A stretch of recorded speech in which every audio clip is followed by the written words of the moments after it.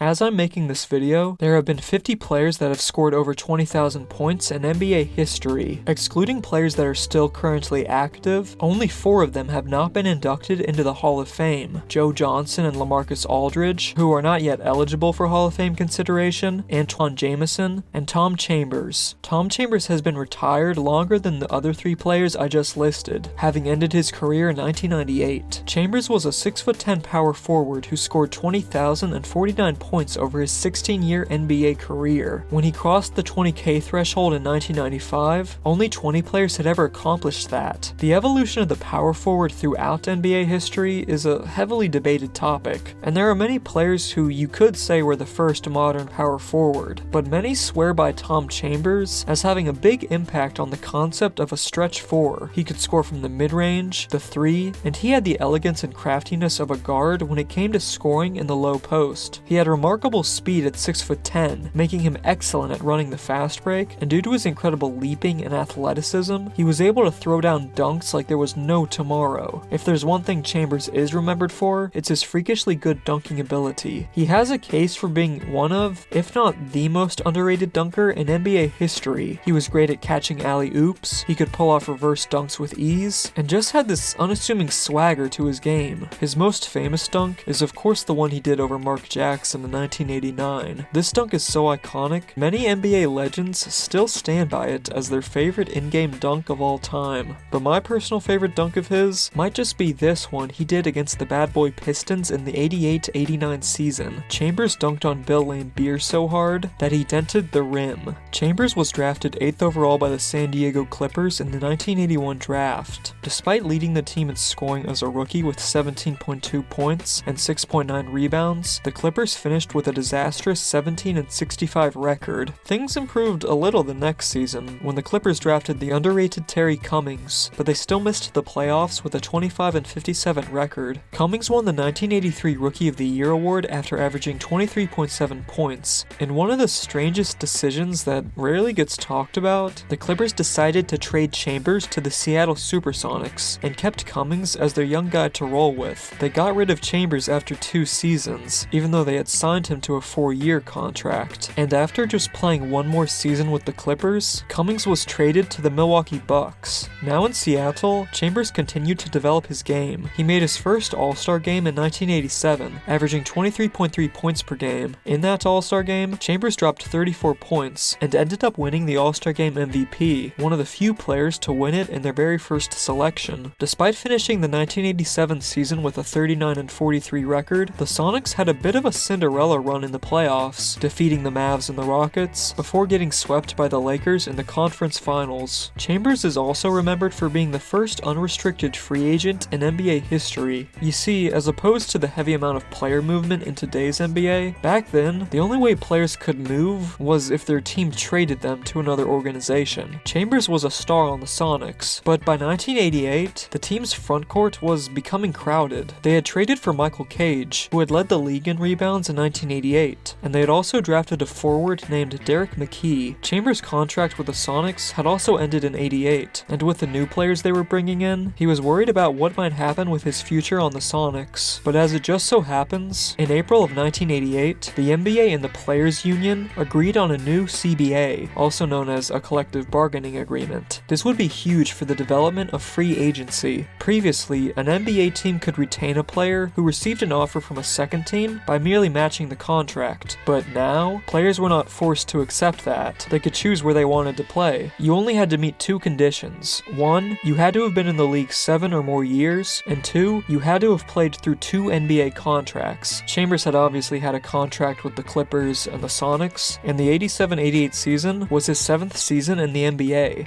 Since he was a big horse rider, Chambers felt no desire to leave the West, so he became a member of the Phoenix Suns, a team who had finished with a 28-54 record in 1988, had just lost franchise legends Alvin Adams and Walter Davis, and had an unproven rookie in Kevin Johnson. The team had also traded away Larry Nance, meaning that the power forward spot was wide open for a veteran to come and fill. The Suns finished the 88-89 season with a 55-27 record. Kevin Johnson ended up winning Most Improved Player, and Eddie Johnson won the 6th Man of the Year award. Phoenix coach Connie Fitzsimmons wanted Chambers to shoot the ball more than he had up to that point in his his career, and as a result, Chambers averaged 25.7 points per game, 8.4 rebounds, he made his second All-Star game, and he was selected to the All-NBA second team. The Suns made it to the 1989 Conference Finals, but again, Chambers was swept by the Lakers in 4 games. For as good as the 1989 season was, 1990 was even better for Chambers. Even though they finished with 1 less win than the previous season, Chambers averaged 27.2 points and 7 rebounds on 50.1% from the field. He once again made the All-Star game and second team All-NBA, and this was also the year he had his career-high night of 60 points against his former team. The Suns made it to the conference finals again in 1990, but lost in 6 games to the Portland Trail Blazers. 1991 would be Chambers' 4th and final All-Star selection. After 2 seasons averaging 25 and 27 points per game, Chambers decided to play a more team-oriented style of basketball, lowering his shot attempts and averaging just under 20 points per game. The Suns finished with 55 wins in 91 and 53 wins in 92, but they were unable to reach the conference finals like they had the previous 2 years. In the summer of 92, the Suns made a blockbuster trade that landed superstar Charles Barkley. Now that he was 33 years old, Chambers accepted a new role on the Suns as the team's 6th man. In the 92-93 season, the Suns finished with 62 wins, and Barkley ended up winning the MVP. Chambers also finished 5th in the 6th Man of the Year voting. The Suns would go on to make the 1993 finals, but they lost in 6 games to the Chicago Bulls. Chambers spent the next 2 seasons as the backup power forward on the 94-95 Utah Jazz squads. They got as far as the conference finals in 94, before losing to the eventual champion Rockets. Chambers then left the NBA to play in Israel as a member of Maccabi Tel Aviv BC in 1996. He would return to the NBA for 2 one-year stints with both the Hornets and Sixers, before finally calling it quits in 1998. So what do you think? Is Tom Chambers the best scorer not in the Hall of Fame? Does he deserve to be in the Hall? Let me know in the comments, and take care.